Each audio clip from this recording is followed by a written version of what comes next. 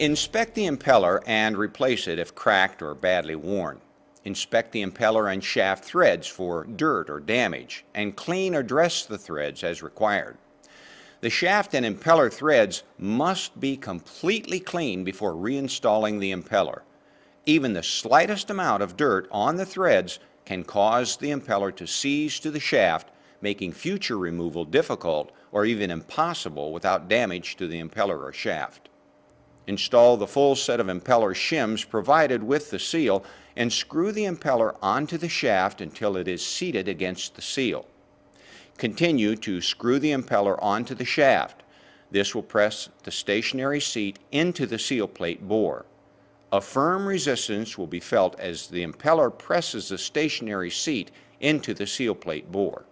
As the stationary seat becomes fully seated, the seal spring compresses and the shaft sleeve will break the nylon shear ring. This allows the sleeve to slide down the shaft until seated against the shaft shoulder. Continue to screw the impeller onto the shaft until the impeller, shims, and the sleeve are fully seated against the shaft shoulder.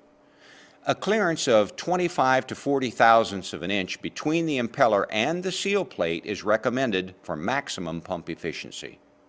Measure this clearance and add or remove impeller adjusting shims as required.